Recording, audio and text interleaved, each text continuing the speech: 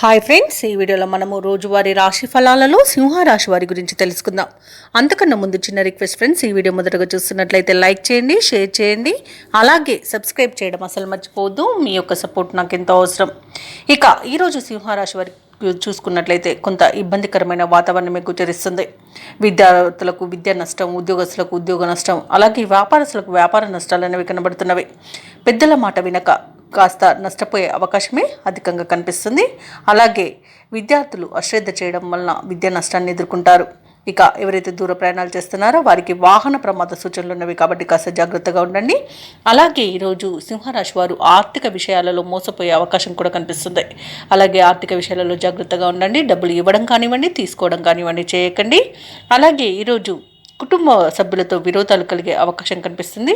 అలాగే ప్రేమ కలాపాలతో కూడా ఇబ్బంది పడే అవకాశం కనిపిస్తుంది. ముఖ్యంగా యువత మోసపోయే అవకాశం ఉన్నందున కాస్త జాగ్రత్తగా ఉండండి. భార్యాభర్తల మధ్య మనస్పర్ధలకు చోటు ఇవ్వకుండా మూడో వ్యక్తి జోక్యాన్ని మీరు అసలు అనుమతించవద్దు. అలాగే రాజకీయ రంగం వారికి కూడా కొంత ఇబ్బందికర వాతావరణం అనేది కనిపిస్తుంది. ఉన్న పదవిని కాపాడుకోవడం కష్టమవుతుంది.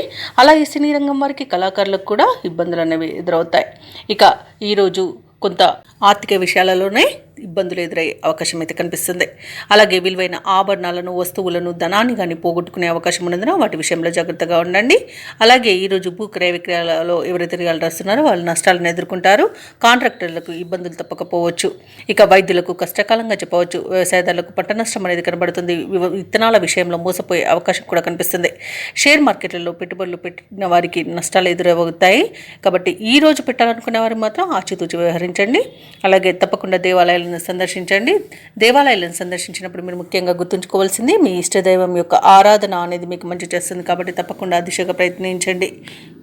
ఇక విదేశీ ప్రయాణం చేయాలనుకున్న వారు కూడా వాటిని వాయిదా వేసుకోవడం మంచిది. అలాగే వివాహ సంబంధ విషయాలలో కూడా కాస్త తప్పుడు సమాచారం అందే అవకాశం ఉన్నందున జాగ్రత్తగా ఉండండి.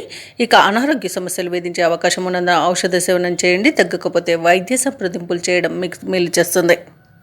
ఇక సింహరాశి వారికి ఈరోజు సోదరులతో ఆస్తి వివాదాలు కలుగుతాయి. ఆరోగ్య విషయంలో అప్రమత్తంగా వ్యవహరించాల్సి ఉంటుంది. ముఖ్యమైన కార్యక్రమాలు వాయిదా పడతాయి.